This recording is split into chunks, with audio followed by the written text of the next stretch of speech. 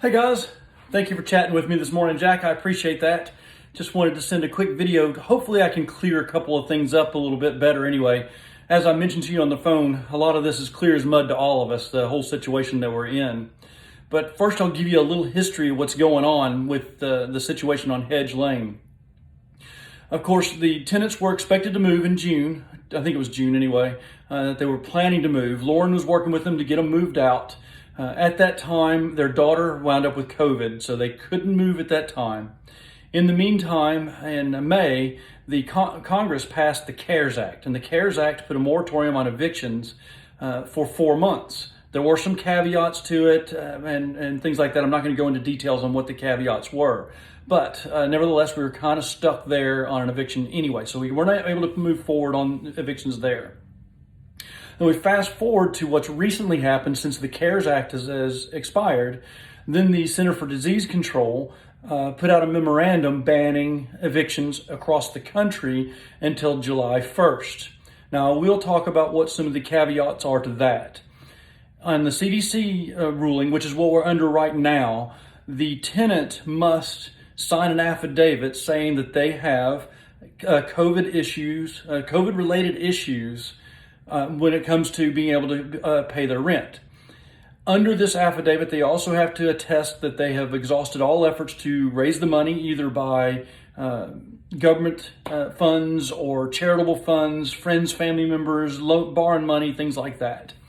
If they submit that to the court, then we cannot move forward with an eviction until after January 1st. Now, all this is new to us. It's new to the entire world. We've never had eviction moratoriums before 2020 like this. So we're wading our way through it as we speak. My biggest concern moving forward is what's going to happen January 1st. I mean, we thought we were in the clear whenever the CARES Act expired and the CDC thing came out of nowhere. We weren't expecting that at all. So are we going to be good to go January 1st? I don't really have an answer to that, and I'm not sure anybody else does either. I feel like we will be, but a lot of it's going to depend on what happens with the pandemic between now and then. So here's our risk. We can not accept any money from these folks and go ahead and move forward with an eviction. If they do sign an affidavit attesting to that, we're going to be stuck with them until January 1st at the earliest. If they don't, then we can move forward with an eviction and get the people removed. It'll still take 30, 45 days to get them out anyway. But either way, that's what we're stuck with. So one other thing that's just kind of Alabama state law that we have to deal with when it comes to evictions is if we accept any money, even one single penny from these folks between now and the next payment period, and the payment due date is on November 1st, then we have effectively accepted the tenancy period through that month. So we cannot move forward with an eviction process until after the grace period is over, which is 5 days in November. So on November 6th, we're starting this again.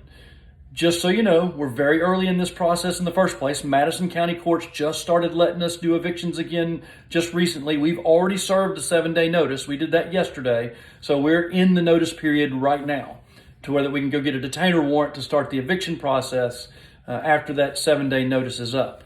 If we accept any money from them, we have to wait till the 6th of next month to serve another 7-day notice and start the process over. They've got some money right now they want to submit. It's around $800, I believe it is, something like that they want to submit.